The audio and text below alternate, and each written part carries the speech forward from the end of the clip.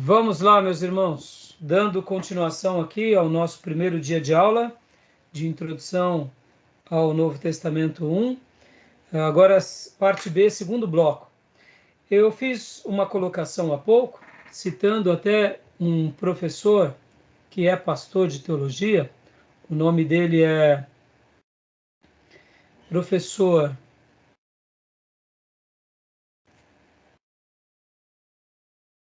Áquila Nascimento. Hoje eu estava fazendo algumas lições de casa e a Igreja Batista das Nações, um daqueles links, junto com o professor Saião, eles têm várias aulas de introdução ao Novo Testamento. E eu estava vendo um pouco o material dele, gostei muito da aula dele, e inclusive ele fez uma pergunta muito boa sobre que tipo literário que é o Novo Testamento. E quando ele falou isso, acendeu-se uma luz e eu fiquei refletindo sobre a fala dele e achei muito interessante. Quando nós pegamos o Velho Testamento, nós estudamos agora, Antigo Testamento 1 e 2, vimos vários tipos literários. Vimos o Pentateuco, que são as leis. Vimos livros históricos. Vimos livros poéticos, sapienciais e os proféticos. Tudo bem? Recapitularam? Mas quando nós pensamos em Velho Testamento, o Velho Testamento, na sua somatória, ele por si só tem um estilo literário. O bloco Antigo Testamento. E o professor Áquila fez essa pergunta: que tipo literário é o Novo Testamento? Ele colocou como um bloco. E eu achei muito interessante que ele falou, dentro das suas construções, e nós iremos aprender aqui, que o Novo Testamento também ele contém bibliografia, que são os 4 evangelhos, é a bibliografia do mestre. São evangelhos, mas não deixam de ser bibliográficos. O Novo Testamento tem a história de Atos dos Apóstolos, que está dentro do contexto histórico, que ele registra a história da igreja. Temos as cartas ou epístolas, que são as cartas tanto de Paulo, quanto de Pedro, quanto de João. Temos as cartas gerais, que são Hebreus, Tiago, Judas. Ou seja, olha só, o tipo literário do Novo Testamento tem uma outra característica.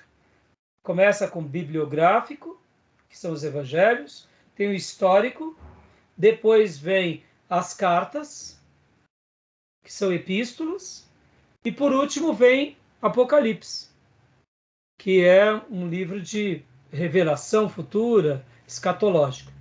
Mas o bojo completo, que seria o Novo Testamento? Qual estilo literário de uma forma plena? E o professor Áquila, ele falou uma frase muito interessante que eu gostei muito, que foi o seguinte: ele falou assim que o Novo Testamento ele se apresenta quase como numa peça teatral. Ele tem um drama no seu contexto geral, mas ele se apresenta quase como uma peça teatral, porque quando lemos o Novo Testamento, nós entramos na leitura participando de tudo aquilo, quase como num teatro.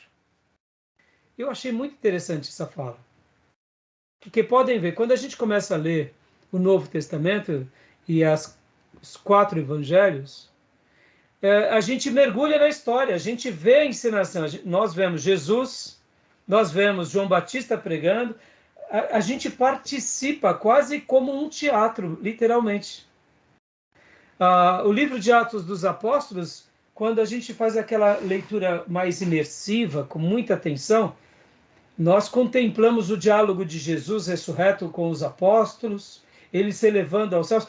Literalmente, quando o Espírito Santo de Deus separou os autores do Novo Testamento, eles conseguem escrever com uma sabedoria, com uma unção tão grande, que é literalmente isso. Não é verdade, irmãos? Eu não sei se foi para mim uma impressão muito positiva do que ele falou, mas é quase como se fosse uma encenação teatral. Porque, assim, um, um, por exemplo, por que eu estou falando isso, irmãos? Ah, ah, quando um ator ele vai ler uma peça de teatro, ele consegue, na sua leitura, o escritor que faz essa obra literária para teatro, ele tem que ter essa característica de ver a encenação do ator e ele de ver também o público, a plateia ali assistindo aquele ator e a interação dos artistas num palco. Então, quando a gente faz uma leitura e pensa que o Novo Testamento ele tem esse viés, aqui eu estou colocando como entenda, eu primeiro definir que ele é bibliográfico, histórico, epístolas e apocalíptico. No entanto, quando a gente pega de uma forma geral, você que já leu o Novo Testamento, não destaca essa ideia teatral? Eu achei muito interessante. Eu, particularmente, gostei muito. Eu, Não sei se vocês eu, conseguiram me entender. eu entendi, mas assim, diferença de tipo para gênero, né? Porque tem ali narrativa, descritivo, Sim, texto descritivo, narrativo. sim, sim. Agora, teatro, não sei se tem uma pegada, um conceito, uma conotação meio pejorativa, porque o teatro é muito dramaturgia, né? É uma encenação, e a gente trata de realismo, né? Sim, sim, Por exemplo, o sim. teatro tem essa questão do ator encenar, da dramaturgia, de criar emoções, sensações, e o texto ele traz uma história real, né? Sim, E as sim. Mas artes quando apóstolos, eu compreendo a sua e você está certíssimo, viu, Júnior? Eu não quis colocar, mas assim, o que eu quis destacar, a ideia do pastor, uma das ideias, né? Foi porque quando lemos, não só, aí eu comecei a refletir sobre isso. No Velho Testamento, os livros proféticos, eles acabam tendo também isso. Por exemplo, quando a gente lê lá em Reis as histórias de Elias, de Eliseu, a maneira em que Jeremias escreve, a gente mergulha no texto. Nós vemos a interação. A maneira em que está escrito é regado de normas, de narração, de conceitos. Tem tudo isso. Novo Testamento também. Mas eu não sei se eu consegui traduzir as palavras do pastor com precisão, mas eu gostei dessa ideia, porque muitas vezes a gente está lendo a Bíblia, pelo menos isso acontece comigo o tempo todo, irmãos. Eu paro, eu visualizo, eu fico vendo aquela cena, eu tento imaginar tudo aquilo. Eu sei que isso faz parte da leitura, que na leitura nós mergulhamos na informação. Mas o Novo Testamento, ele tem muitas cenas, né? Ele tem muitas cenas, principalmente Jesus, os apóstolos. é Quando o entram drama nas real, né? cartas, hã? É o drama real, né? É o drama real, exatamente, é o drama real. É o ensino em loco. E então, assim, eu achei muito interessante, eu estou dando essa citação, talvez depois eu passe o vídeo dele para vocês verem, entre os vídeos selecionados, mas de qualquer forma eu gostei bastante dessa ideia, porque eu gosto muito de fazer uma leitura assim. Quando é um assunto mais reflexivo, eu gosto de pensar naquela ideia, de mergulhar naquela ideia, de extrair aquela ideia. Por exemplo, irmãos, domingo, quando eu preguei, eu concluí a minha mensagem falando sobre o rei Ezequias, que o texto sagrado mostra que o rei Ezequias foi um rei muito especial, que nenhum rei fez o que ele fez até os dias dele. Continua falando coisas lindas de Ezequias, e tem uma palavra que dizia assim, porque Ezequias apegou-se ao Senhor. E quando eu li essa palavra, apegou-se ao Senhor, eu fiz questão de ir para o original.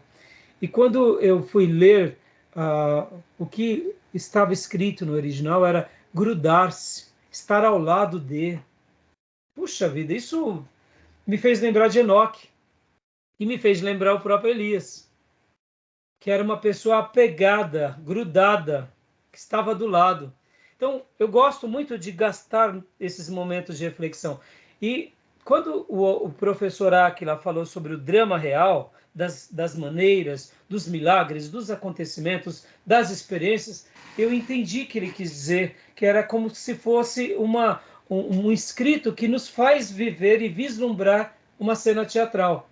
Não somente pela emoção, mas assim, como uma revelação sagrada, né? Então fica aqui uma dica, tá bom? Só foi uma informação para agregar a vocês. Vocês podem até não concordar ou terem outro argumento, mas assim, e aqui quando eu falo teatral, irmãos, não é banalizando, tá? Não é banalizando. Eu particularmente, eu fico imaginando o que os nossos grandes artistas brasileiros não fariam se eles não ensinassem mais o Novo Testamento, a história da igreja primitiva. Pelo amor de Deus, já pensou que obras eles iriam fazer e qual é a Sim, contribuição, né? Podem ver que porque quando lemos um narrador que tem uma voz como o próprio Cid Moreira, quando ele lê a Bíblia com aquela voz brilhante, com a maneira em que ele impõe os verbos, as colocações, é maravilhoso.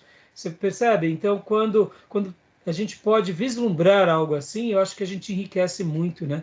ó, A, a, a, só para pontuar essa questão do teatro, né? Por exemplo, na Sexta-feira Santa, né? Teve lá em São José um grande evento lá, patrocinado pela Igreja Batista de lá, que é hum, enorme, um evento público. E ali o que foi um teatro encenação da Via Cruz de Jesus, na sexta-feira. Então, um teatro que retrata uma realidade. Aí é uma diferente, né? sim, e nós, sabe, Júnior, muitas vezes, como estamos sempre acostumados mais com a pregação expositiva, nós descartamos essas outras ferramentas e elas são úteis. Se forem teatros bíblicos, é magnífico. O problema é quando colocamos coisas que não são bíblicas, né?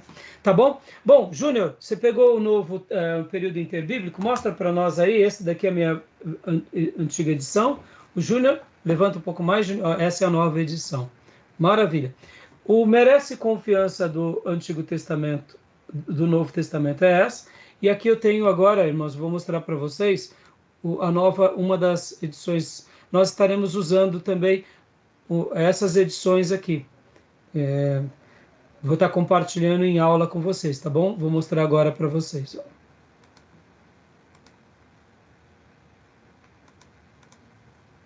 Aqui, deixa eu apresentar. Essa daqui, ó, FF Bruce, merece confiança no Novo Testamento, tá bom? E também nós estaremos utilizando algumas folhas do material do próprio Enéas Tonini em aula para facilitar a compreensão de vocês, que é esse mesmo livro aqui em aula, tá bom? Joia, pessoal. Então agora vamos para o material do professor Jair. Vamos para o material do professor Jair. A gente vai ler bastante em aula agora.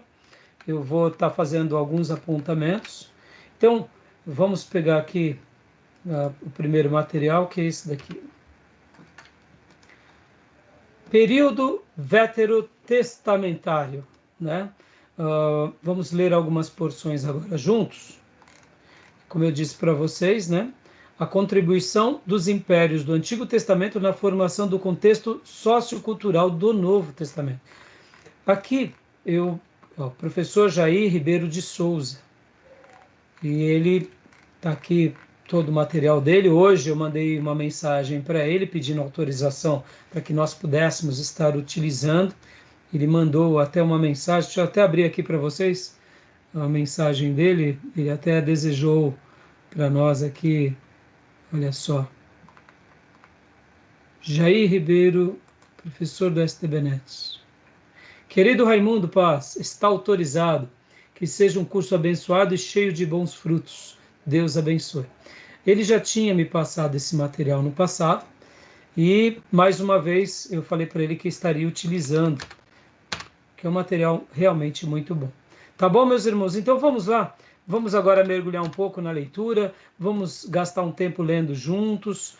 Eu vou estar fazendo aqui algumas abordagens sobre esse material. Você pode ver que aqui o material, a grosso modo, olha só, a gente vai trabalhar sobre os assírios, vamos voltar um pouco na história, os babilônicos, os medo-persas, e aí, por hora, a gente vai estar trabalhando nesse material aqui, e depois a gente vai estar seguindo no período interbíblico, tá bom? Joia, meus irmãos, tem algumas figuras, é um material muito bom, então vamos mergulhar aqui nesse texto. Vamos lá. Quem quer ler para nós? Tá dando para ler? A letra tá boa? Para mim não aparece. Não tá aparecendo, Júnior? Tá pequena, Como? tá para ler. Tá pequena? Tá um Para pouco. mim não Peraí. aparece, não. Não tá aparecendo, Júnior? Por que será, hein? Só Só aparece mudar aqui. só na escada. Olha, tá na escada ainda? Só Aqui na já escada. mudou faz tempo. Hã? Aqui já mudou faz tempo. Puxa Pra vida, mim. hein? Acho que o Gil tinha dado a dica, né, do modo de exibição. Acho que se colocar exibição de conteúdo. Isso, Já? exibição, pode ser aqui, exibição, modo de exibição em grade. Se todos colocarem em grade, O meu tá de conteúdo, mas mudou sozinho. então agora clica na abinha, modo de exibição em grade. Agora voltou. Modo de exibição em grade, filha. Os demais irmãos estão em modo de exibição em grade? Então, Júnior, está modo de exibição em grade. Clica aí, Júnior, no seu... Exibição em grade. O seu também, Júnior?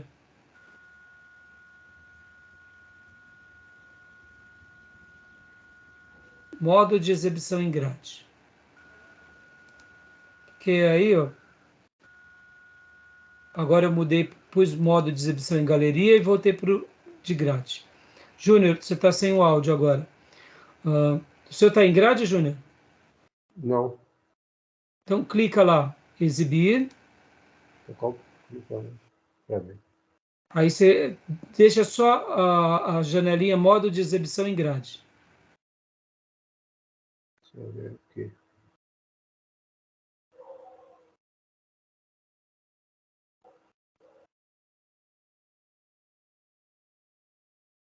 Foi? Não.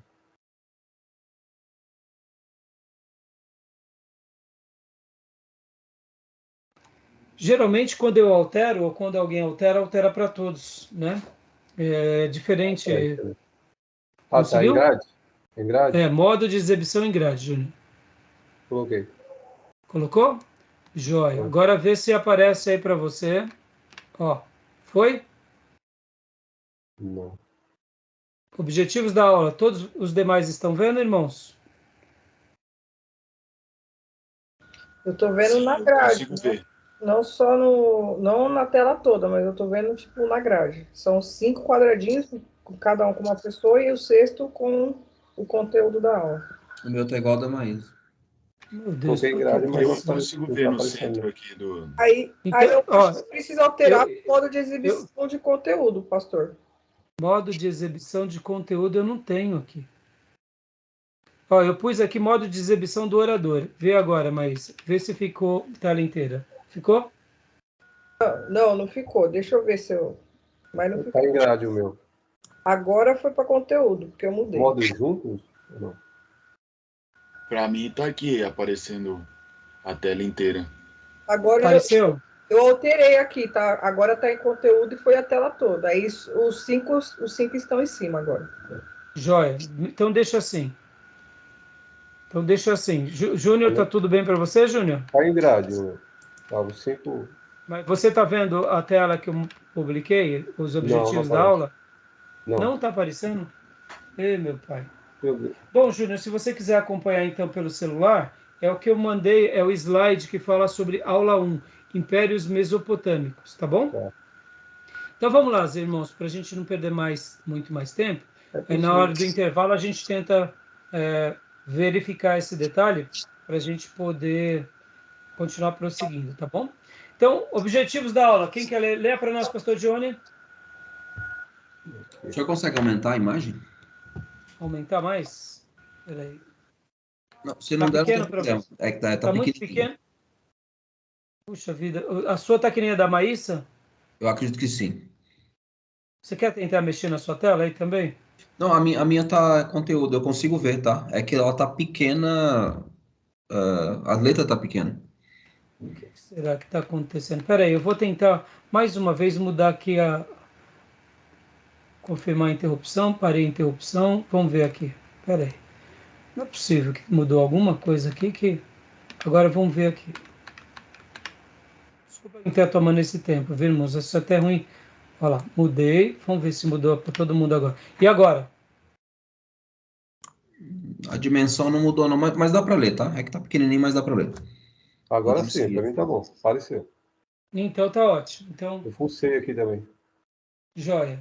Eu também mudei aqui a configuração. Agora Pode ficou... ler para nós. Ok. Objetivos da aula. Primeiro objetivo, capacitar o aluno a reconhecer, identificar as contribuições do Império Assírio, Babilônico e Medo-Persa, descritos no Antigo Testamento, na formação do contexto sociocultural do Novo Testamento. E o objetivo 2, compreender os acontecimentos históricos, à luz dos relatos bíblicos e extra-bíblicos, que culminaram com o cativeiro de Israel e Judá, e suas implicações nas transformações socioculturais da Palestina. Joia. Muito bom. Sobre isso a gente já viu bastante coisa, então eu creio que ninguém tem nenhuma dúvida. Alguém tem dúvida sobre essas questões? Não? Então pode prosseguir para nós, meu irmão. Destaques. Primeiro destaque. Destacar como o cativeiro e destruição de Israel foi o principal fator para a origem dos samaritanos. Segundo destaque, destacar como o cativeiro de Judá contribuiu para a preservação da nação judaica, mesmo levando em conta a destruição do Templo de Salomão e da cidade de Jerusalém. Terceiro, destacar como o exílio de Judá colaborou para a erradicação da idolatria, para as mudanças do culto judaico, para o surgimento das sinagogas, do escribismo sagrado e para as mudanças da classe sacerdotal. Quarto, destacar como aconteceu o término do cativeiro, como se deu a reconstrução do segundo templo e da cidade de Jerusalém.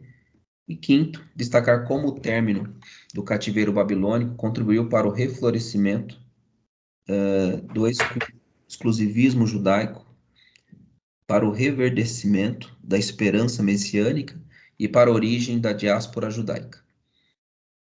E o sexto? E o sexto, destacar como a sucessão da dinastia Medo-Persa culminaram com o casamento do rei Xerxes, o Assuero, com a judia Esther, a trama de Mordecai e a origem da festa do Purim. Ou seja, irmãos, vai ser muito importante agora nós estarmos trabalhando sobre essas questões. Por quê? Eu sei que na aula passada, ou melhor, nos 2 módulos passados, eu argumentei diversas vezes sobre a questão geopolítica, a questão econômica, a questão religiosa, a questão de como Israel, tribo do norte e do sul, estavam em alguns contextos. Mas agora nessa aula vai ser, eu diria, muito importante que a gente repasse tudo isso com olhos exclusivos no quê? Na construção e no desdobramento de todos aqueles acontecimentos para culminar no Novo Testamento. Então, parece, como eu tinha dito no primeiro bloco, a questão do povo samaritano. Quando nós lemos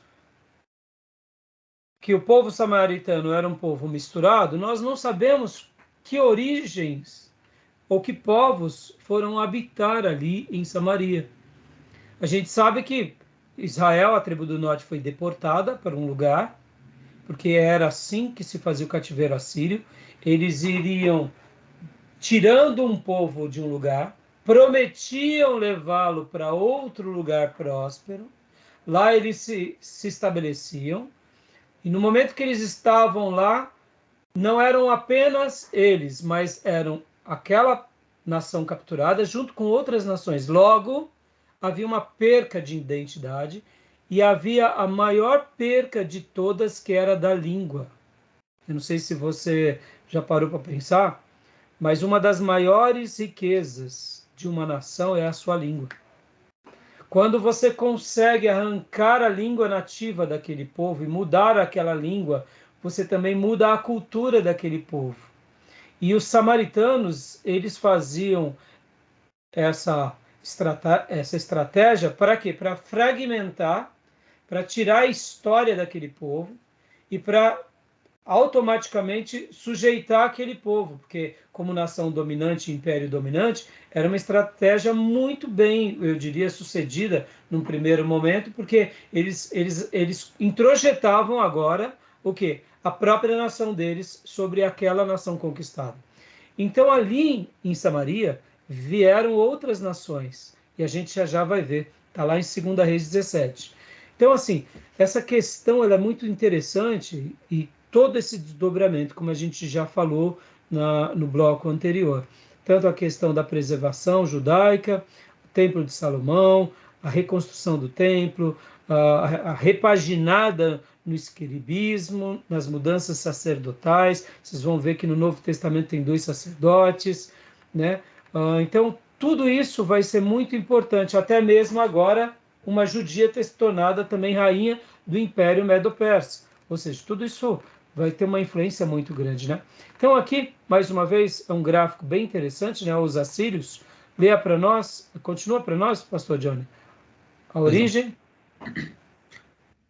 A primeira menção da Assíria na Bíblia é extremamente antiga. A passagem bíblica de Gênesis 2,14 fala dessa região em relação ao Jardim do Éden. Russell Chaplin cita a Síria como um país oriundo dos descendentes de Assur, filho de Sem, neto de Noé, conforme Gênesis 22:10. Então aqui, né, essa obra citada pelo professor Jair Ribeiro é o versículo por versículo do Champlin e do Bentes. É uma obra muito boa, né? Eu tenho essa obra e é aquele compêndio de versículo por versículo. Então percebam que eles são descendentes de Sem, neto de Noé. Então é uma coisa bem curiosa. Aqui é o gráfico mostrando a Assíria. É claro que aqui já é no Império Assírio, né? Aqui a gente tem que colocar aqui como país e como império que dominava uma região apenas. Então eram conhecidos como Assíria. Logo depois que eles se tornam expansivos com Tiglat-Pileser, aí é a Neo-Assíria, que aí no caso é o século VII antes de Cristo, que é onde eles acabam conquistando a tribo do norte e dominando sobre toda a região, até pegando o Egito, ou seja, até mesmo Judá e até mesmo o Egito estavam debaixo do quê? Da força e do poder bélico e poder geopolítico, econômico da Assíria. Então, vamos ler mais um pouco. Júnior, dá para ler para nós agora? Capitais. Ok. Só para dizer que Assurbanipal vem de Assur, né? Sim, muito obrigado, Júnior. É isso aí. Capitais. Inicialmente apenas um país, a Síria tornou-se um grande império, que teve sua época de apogeu e influência no relato bíblico durante o período entre os anos 900 até 600 a.C., durante um período de quase 10 séculos, 1600 a.C. a 600 a.C. aproximadamente. A Síria teve várias capitais. A capital original do país era Assur, atualmente Talat Shargat. Depois seria Nínive, atualmente Cunhunjik, durante 97 quilômetros distante 97 quilômetros de Assur. Entre estas duas cidades ficava Calar, atualmente Niroud, que foi capital do Império durante parte do século IX e XII, IX e VII. A noroeste de Nínive ficava Dur Sharukin, atualmente Khorsabad. Foi capital do Império durante o reinado do rei Sargão II. 721 a 705 a.C. Joia. Então, olha, irmãos, olha o período, né? E as capitais, ao período de domínio deles. Isso tudo, como eu já disse para vocês, e a gente vai falar aqui com bastante vezes. Conhecer um pouco, irmãos, o domínio de uma nação e a manutenção daquela nação durante séculos, isso é muito rico para nós. É importante a gente saber desses detalhes, porque quando nós pensamos no Oriente, eles têm muitas tradições que já se perpetuam durante gerações e épocas, séculos, algumas dinastias. Vamos pegar um exemplo aqui, irmãos.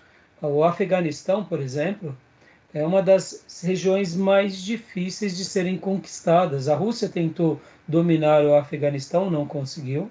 Os Estados Unidos tentou conquistar o Afeganistão e não conseguiu. Eles têm assim uma resistência absurda, sofrem, passam por vários processos, várias potências mundiais tentam dominar aquela região e não conseguem. Então, hoje, quando nós pensamos no que representa o Afeganistão para nós, praticamente não representa quase nada. Mas, como povo afegão, o que representa para eles a terra deles? A terra deles representa o lugar onde eles nasceram e tem uma história por trás. E se percebe que o que é lutar contra uma Rússia? O que é lutar contra os Estados Unidos? E eles conseguem se manter de pé e conseguem ter êxito. É uma coisa admirável. E quando nós comparamos Estados Unidos e Rússia com o Afeganistão, não dá para a gente comparar. Mas agora, quando a gente pega isso de forma macro, nessas épocas antigas, que eram povos, dinastias, reinos, é algo que foge um pouco à nossa compreensão, né? A gente tem um pouco de dificuldade de imaginar essas situações. A gente não tem assim como eu posso dizer, a gente acaba não entendendo, né? Como que pode um lugar existir durante tantos séculos, né? Verdade. Agora a questão da língua falada, pode ler para nós, Pastor Johnny, leia para nós, língua falada. Perfeito. Os idiomas da Assíria e da Babilônia eram comuns, conhecido como acadiano ou assírio-babilônico. Os assírios não chegaram a desenvolver um alfabeto, mas um tipo de escrita baseado em sinais que representavam ideias, conhecidos como ideogramas. Além desses sinais, a língua escrita dos assírios tinha alguns sinais silábicos, representando fonemas como AB, IB, UB, BA, BI, BU.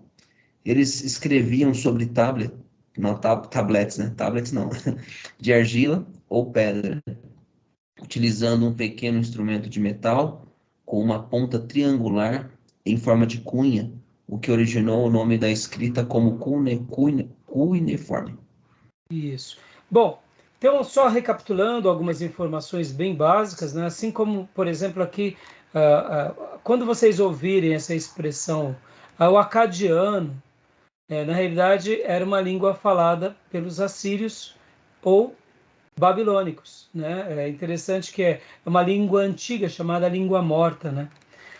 Os assírios também eles eram politeístas, adoravam várias divindades, né? E a sua principal divindade era o deus Assur. Esse era o principal. E aí eles também tinham essas questões de adorar a lua, o sol, para cada um tinha o seu nome. Sim, Shamash, Istar, Ramá. Então é bem interessante que eles eram bem politeístas. Aqui Nebo, é uma figura de Nebo, deus da sabedoria, né? E aqui, olha só, interessante essa expressão. Os assírios ofereciam sacrifícios pela manhã e no final da tarde, nos quais empregavam vinho, leite, mel e bolos. Tablets de argilas descobertos em Nínive apresentam histórias interessantes. A história da criação, narrativa do dilúvio, a inquirição de Gilgamesh, sobre a vida eterna, a descida de Istar ao mundo dos mortos em busca do seu marido Tamuz, e aí vai seguindo várias histórias que foram descobertas, né? E narrativas bem próximas, né? Uma outra história igualmente interessante fala sobre Sargão e Agar, salvo por ocasião do seu nascimento, ao ser posto num cesto, deixado flutuar no rio Eufrates, resgatado por estar e educado para ser rei, ou seja, uma narrativa muito próxima da história de Moisés. Então, é interessante que nós vamos ter na história mundial, e já eu vou passar para vocês aqui, irmãos, um outro material, que também vai mostrar um pouco de descobertas arqueológicas bem interessantes, ora algumas descobertas parafraseando as histórias bíblicas, e ora outras descobertas valorizando os acontecimentos históricos. Então, a gente já vai chegar lá. Ainda a história de Etaná, que fugiu para o céu montado em uma águia. O deus Nebo, citado em Isaías 46:1, era adorado como deus da sabedoria e da arte de escrever, além de ser considerado o patrono dos governantes assírios e babilônicos. Perceba, por que patrono? Porque já que ele é sábio, então, né? Então, é bem interessante esses detalhes aqui. Contexto bíblico com os assírios. Conexões bíblicas, aliás, com os assírios. Leia para nós, irmã Maísa, por gentileza. Foram os assírios quem conquistaram e exilaram o reino norte dos israelitas, cuja capital era a cidade de Samaria, resultando na extinção das 10 tribos de Israel. Os profetas Elias, Eliseu, Isaías, Jeremias, Ezequiel, Oséias, Miqueias, Naum, Sofonias e Zacarias, todos se referem à Síria. O relato do cativeiro de Israel está registrado em 2 Reis 15 e 17. Joia. Então, uma pausa até aí, filha. Olha só que interessante. Vamos abrir agora lá em 2 Reis 17, versículo 24. 2 Reis 17, 24.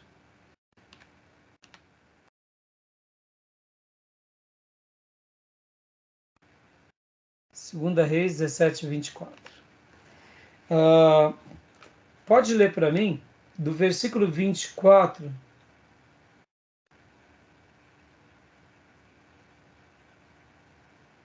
até o versículo 33. Quem achou, pode ler para nós.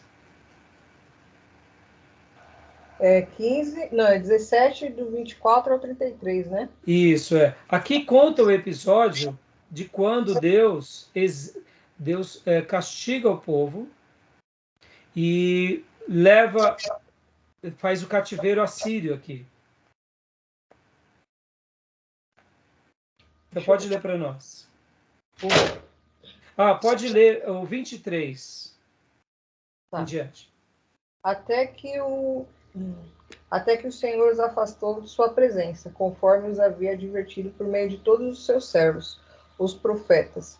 Assim o povo de Israel foi tirado de sua terra e levado para o exílio na Síria, onde ainda hoje permanecem. Deixa eu dar uma pausa aqui. Aonde hoje permanecem? Por que aonde hoje permanecem? Lembra? Jeremias estava escrevendo a história dos reis. Então ele estava registrando que Deus castigou a tribo do norte por causa dos pecados dele. Os profetas profetizaram, não deram ouvido, então aconteceu. Joia. E eles permanecem até hoje lá. Então Jeremias, enquanto ele estava registrando, praticamente 100 anos depois, ele estava registrando a história que tinha acontecido há 100 anos apenas. E ele, hoje, sabia que quem estava morando naquela região, aí vai ter a citação agora bem interessante de como houve essa mistura. Pode ler. 24 em diante.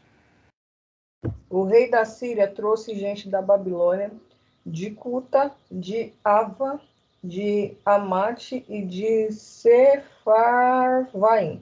e os estabeleceu nas cidades de Samaria para substituir os israelitas.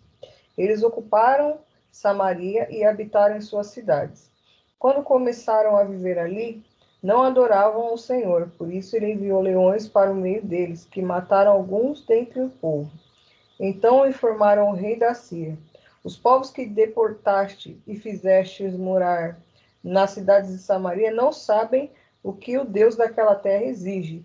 Ele enviou leões para matá-los, pois desconhecem as suas exigências. Então o rei da Síria deu esta ordem: faça um dos sacerdotes de Samaria que vocês levaram prisioneiros retornar e viver ali para ensinar as exigências do Deus da terra. Então um dos sacerdotes exilados de Samaria veio morar em Betel e lhes ensinou a adorar o Senhor. Dá uma pausa aí, filho. Olha que interessante. Várias outras nações pagãs foram morar e habitar e se estabelecer. Como nós lemos lá no 23, o povo de Samaria foi deportado para uma outra região por causa do seu pecado. Então, agora eles estavam ali, vivendo sem adorar ao Senhor, e os leões estavam matando eles, e agora vem um sacerdote ensinar eles como se adora o Deus de Israel. Só que agora ele vai entrar num sincretismo, vai virar uma mistura. E agora ele volta e começa a ensinar esse povo pagão que deve adorar o Deus de Israel. Mas a gente tem que lembrar que o pano de fundo dele já era um pano de fundo também complicado. Continua para nós, irmã. No entanto, cada grupo fez seus próprios deuses nas diversas cidades em que moravam, e os puseram nos altares idólatras que o povo de Samaria havia feito.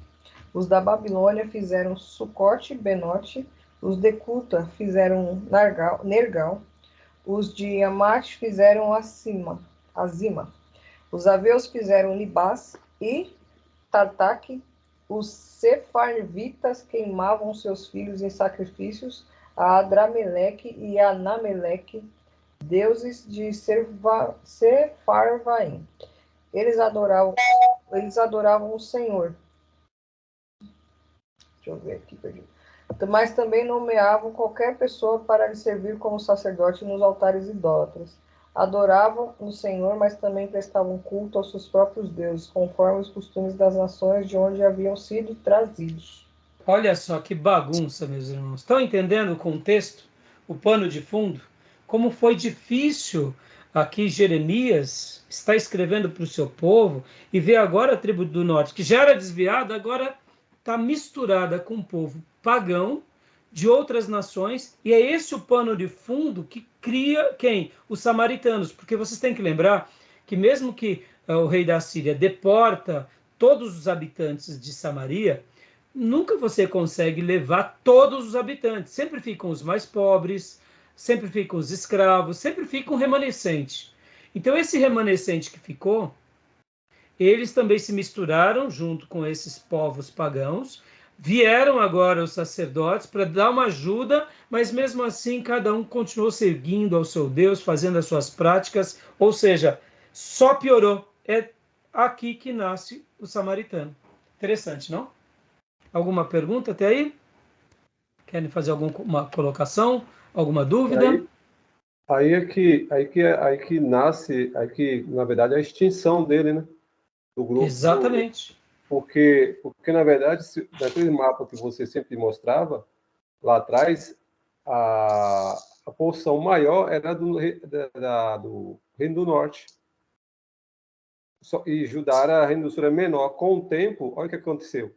O sincretismo, o paganismo, a mistura de outros povos, que estrategicamente os impérios fizeram, acabou com a identidade, acabou com a própria fé, né, que entrou o sincretismo, paganismo, tudo, e ficou só Judá, né, que preservou. Exatamente, Júnior. A identidade do povo da tribo do norte se perdeu praticamente na sua essência. Por essa razão, pensem assim, irmãos. Vamos abrir aquele slide do mapa. É bem legal a gente abrir agora, só para a gente ter uma clareza também, Júnior, daquele mapa que nós utilizamos na aula anterior. Quer ver? Aqui, ó. Eu vou abrir também a questão geográfica aqui, ó. Parece um tanto quanto a descrição perfeita dos nossos irmãos católicos. E aqui, Gil, vou dar uma contribuição, tá? Dos católicos e dos neopentecostais, né, Gil? Ah, sim, claro. Entendeu? É de uma forma também cruel, mas a gente também lamenta por tudo que acontece com os neopentecostais, né? E até dos Porque judeus assim, hoje. Ó, pensa assim, o neopentecostal, ele faz uma mistura sutil, não declarada, né? O católico ainda faz a construção dos ídolos, tem os seus dogmas, tem as suas crendices, e eles verbalizam e defendem aquilo. O neopentecostal faz tudo isso, só que ele se reveste de uma espiritualidade mentirosa. Ele diz que é crente, diz que é piedoso, mas levanta os seus ídolos invisíveis, cultua o mundanismo, as práticas mundanas, se autoproclama melhor, ou seja, eu acho que é muito mais sutil. É muito mais sutil. É terrível, né? Vende e negocia a fé. Se torna pior, na verdade, né? Gil, acaba se tornando pior por causa da sutileza. Exato. Perceba, ó, a gente não vê. Hoje em dia existem, sim, padres e principalmente padres famosos e etc e tal. Pode até ter uns ou outros que acabam tomando proveito da sua fé e do seu talento. Mas quando se diz sobre essa questão monetária, são os pastores que pecam nessa questão. São os padres. A sua grande maioria. Isso é vergonhoso para nós. Segunda coisa, freira. Você nunca viu uma freira popstar? Tem freira popstar? Isso é vergonhoso para nós. É. Agora a gente vê missionária popstar, missionária não sei o quê. Entendeu? Olha como é sutil. O diabo ele só vai repaginar os seus ídolos. Por isso que a gente tem que tomar muito cuidado, irmãos, e aqui que Deus tenha misericórdia de nós. Assim como Deus salvou católicos, que Deus continue salvando e que Deus salve os nossos irmãos neopentecostais. Porque se não for Deus, irmãos, só Ele, né? Agora, e aquela irmãzinha que vai lá na igreja neopentecostal e acredita na oração do pastor, acredita na Deus, salva a vida dela. Mas aquele pastor que está vendo que está fazendo algo mentiroso, algo errado, e continua nisso, meus irmãos, é uma mente cauterizada. É terrível. Bom, mas vamos lá. Agora aqui, ó, pegando nossos mapas, rapidinho, ó. Olha que interessante. Olha que interessante. Só recapitulando aqui algumas coisas bem rápidas. Ó, nosso mapa. Queda de Samarias, 722 a.C. Jeremias está escrevendo aqui, irmãos, nos dias de, olha lá, 600, praticamente 120 anos depois. Então, toda essa região estava vivendo durante esse período de 120 anos uma história de miscigenação. E aqui, pegando outro contexto, ó, como o Júnior lembrou bem, o mapa, né, as tribos, né, as tribos do norte. Olha lá, pegando toda essa região, vamos ampliar aqui, toda essa região ficou misturada, literalmente, com os outros povos, como nós vimos aqui. Olha lá, o rei da Síria trouxe gente da Babilônia, de Cuta, de Ava, de Amate e de Sefarvaim, e os estabeleceu na cidade de Samaria. E pegou os samaritanos, os habitantes de Samaria, ou pelo menos da tribo do norte, e deportou. Como eu disse, nunca você consegue deportar todos, você geralmente deporta os mais importantes, os mais poderosos, os mais influentes. Então, por essa razão, irmãos, aqui nós estamos falando dos dias de Jeremias. Voltando aqui, ó, são 120 anos para Jeremias. Agora, quando nós pensamos que logo depois disso veio o cativeiro babilônico, opa, peraí, e logo depois disso, chega até nos dias de Jesus, olha, irmãos, são 700 anos de história até os dias de Jesus. É muito tempo ou não é? São por isso que os samaritanos, eles ficaram incrustados nas suas tradições. E eles conseguiram fazer aqui, olha que interessante, por isso que eles tinham um jeito próprio de cultuar a Deus, um jeito próprio de adorar a Deus. Eles criaram também um templo para adorar o Deus de Israel. Eles criaram sua liturgia, e a gente vai estudar, por isso que eu estou gastando esse tempo com vocês agora, de uma outra forma, para a gente poder entender o panorama dos samaritanos. Vamos falar aqui em poucas palavras. Nós, brasileiros, de algumas gerações, já fomos transformados na nossa identidade. A identidade, a cultura, ela tem esse poder, irmãos, de mudar um... O que é uma cultura, irmãos? O que é uma cultura? Vamos trabalhar aqui com uma definição. O que é uma cultura? São É uma coisa... trejeitos, envolve tantas coisas. É um Então, conjunto, né, que trata de línguas, né? Comportamentos, valores. Obrigado. exatamente. Então, a cultura, ela é um conglomerado de coisas, inclusive, vou pegar aqui rapidamente uma definição aqui, só para você, cultura, significado. Esses dias eu estava fazendo uma lição de casa e fiz questão de pegar, porque muitas vezes quando a gente fala assim, é a cultura daquele povo, é a cultura daquela gente, é a cultura, mas o que é a cultura na sua melhor expressão? É um Tradição, né? Hã? Sua tradição, seus valores. Tradição, valores, que mais? Tudo que se refere à herança, né? Costume. Exatamente. Aqui, ó. O significado de cultura. O sentido de cultura é amplo. O que nos interessa aqui é saber que a cultura corresponde a um conjunto de hábitos, crenças, conhecimento de um povo e um determinado grupo, no caso artístico, literário, dramatúrgico, musical, derivado de artes plásticas, etc., que cultiva de algum modo um padrão estético semelhante.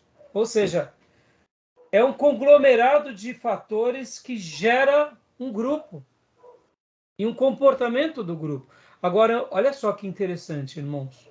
Como chegamos a ser uma nação que tem uma cultura? É por causa dessa história, dessa transformação.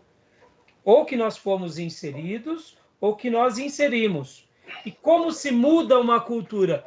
Olha, mudar uma cultura é uma das coisas mais difíceis de todas. A cultura, para ela ser mudada, para ela ser transformada, você tem que quebrar várias bases intelectuais, emocionais, religiosas, práticas, crenças, até na questão artística. Parece bobeira isso, irmãos, mas a música, vamos dizer assim, irmãos, o nosso jeito de construir casa é uma cultura. Tem toda uma história atrás da gente. Então, quando nós pensamos, né, quando nós olhamos... Saber, né? Hã? É um saber que um povo traz consigo, né? Carrega consigo. Carrega consigo. Então, por essa razão, por que eu estou gastando esse tempo aqui? Para mostrar o seguinte, olha aqui, vamos voltar aqui. Vamos voltar ao slide. Olha que interessante. Aqui é uma figura, olha lá. Leia para nós, Maísa. 841. Não estava abrindo. O 841 a.C., o rei de Israel, Jeú, segundo Reis 9:3, impressionado com as conquistas de Salmaneser III, paga-lhe tributo. Este fato é retratado no obelisco negro de Salmaneser III. Há um outro relato que fala das batalhas desse monarca assírio contra o rei Acabe, 1 Reis 16:29. Olha aqui, olha. A Síria fez questão de registrar o rei da tribo no caso, Gel, de Israel, né? No caso, rei de Israel, Gel, tributando a quem? Ao rei da Síria. Mas a gente tem que lembrarmos que não só foi Gel que também fez isso, né? Lembram que nós tínhamos até comentado sobre que houve investidas de reis da tribo do norte, né? No caso, do sul, Acaz, por exemplo, Gel faz isso em 9:3 em 2 Reis 9:3, olha só o que diz. Vou ler para vocês. Depois pague o frasco, derrame o óleo sobre a cabeça deles e declare: assim diz o Senhor, eu estou ungindo rei sobre Israel, em seguida abra a porta e fuja sem demora. Aqui no caso, aqui é uma passagem, não, desculpa, que eu queria ler mesmo, não era essa passagem, aqui é Ageu, aquele que foi ungido por Eliseu, né? Que a Bíblia vai mostrar. Bom, essa figura aqui, irmãos, pelo que a gente vê, né, nas descobertas arqueológicas, era dele pagando tributo ao Samaneser. Esse Geu é aquele que Eliseu unge e que ele elimina a casa de Acabe. Lembra disso? Lembra dele? Agora, lembra de que nós tratamos em introdução ao Antigo Testamento de outro rei de Israel, que é o Acás, que está aqui em 1 Reis, 2 Reis 16. Acás, rei de Judá, que também faz uma aliança com, e aqui pegando um pouco Acás, ó. Acás está aqui, ó. Pouquinho antes do cativeiro. Geu, na realidade, está aqui em cima, nos dias de Eliseu, 825. Aqui Acás, pouquinho antes da queda da Babilônia, se une ao rei da Síria para destruir a Síria e o rei de Israel, que é Oséias. Ou seja, ele pega riquezas do templo. Então, perceba o poder da Síria naqueles dias e naquelas décadas, já influenciando aquele povo, né? Então aqui, irmãos, logo na sequência vai passar um pouco os detalhes, né, sobre as conquistas dos reis da Síria, Tiglat-Pileser, vai mostrar um pouco dos detalhes, mostrando um pouco sobre essa influência e o domínio. Aqui, ó, Salmaneser, rei da Síria, subjuga Oséias, e esse lhe paga impostos, e aí vai mostrando até o cerco e a vitória sobre a própria Síria. Aqui é uma figura do rei Sargão II. Eu sei que para nós essas figuras, irmãos, não diz muita coisa, mas essa era a maneira deles perpetuar aqueles imperadores, irmãos. E a gente tem que lembrar que eram os retratos da época, né? Eram os fakes, não é fake. Como que a gente diz? Quando a gente tira uma foto, uma selfie. Era a selfie da época, entendeu, irmãos? Tá bom, meus irmãos? Beleza? Até aí, alguma dúvida, alguma pergunta? Querem fazer alguma pergunta? Alguma dúvida? Tranquilo? Pastor, eu acompanhando os estudos, eu vejo muita coisa assim dos outros povos, né? Que cultuavam outros deuses, bem semelhante ao que está na palavra, né? Sim. E seria uma maneira de atribuir a esses deuses algo que é do Senhor Deus? É que assim, Maísa, na realidade você tem que lembrar que todas as nações tinham seus deuses, né? Sim. E todas as nações, olha que interessante, irmãos. Nós que estamos... Bom, eu vou fazer o seguinte, Maísa, eu vou parar a gravação aqui e vou abrir o último bloco. Aí eu respondo... Não, vou responder agora, para terminar. É bem simples isso. Ó, você tem que lembrar que a questão religiosa, hoje em dia nós temos o quê? Aqueles que não são religiosos são os ateus, ou os céticos. Mas na história da humanidade, a religião sempre fez parte da cultura daquele povo. Não há um povo que não tenha uma cultura religiosa. Uns mais devotos e outros menos devotos. Mas você pode ver que quando nós pegamos, por exemplo, até mesmo a história dos vikings, que eram povos muito cruéis, a história dos pagãos, de modo geral, na Idade Média, todos eles tinham as suas divindades. E eles seguiam as suas divindades, eles faziam tudo de acordo com as suas divindades. Eles não tinham uma desassociação, era tudo muito unido. Então, vamos dizer assim como Deus cria um padrão, o diabo copia. E nunca foi diferente com as outras nações. Entendeu, Maís? Nunca foi. Então, o Deus Supremo deles exigiam o melhor, a maior devoção, a maior dedicação.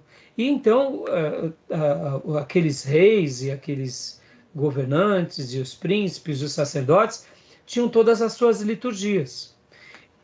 Porque no Velho Testamento, lembram nos dias dos profetas de Baal e dos dias dos 450 profetas de Baal, de Elias, por que eles adoravam a Baal, que era o Deus da prosperidade, e adoravam a Yahvé, ou Jeová, que era o Deus da guerra? Porque eles tinham uma ideia o seguinte, que Yahvé é o Deus Todo-Poderoso, que libertou o povo de Israel do Egito.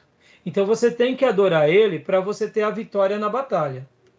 Mas não quer dizer que se você só adorar ele, vai vir a comida. Ele é o Deus da guerra, mas ele não é o Deus da comida. Os cananeus já tinham essa ideia do quê? Que Baal é o Deus da prosperidade. E a Será é a deusa que é esposa de Baal, que também é da fertilidade. Então, os cananeus e os sírios, os fenícios, aliás, eles adoravam essas divindades. Então, o que acontece? Todos eles, no passado, tinham essa relação de que, não, eu tenho que fazer... Por isso que a gente acabou de ler um texto que falava o Deus da terra, dando essa ideia de que quem domina nessa área? Quem era que dominava naquela área? Não era o Deus de Israel?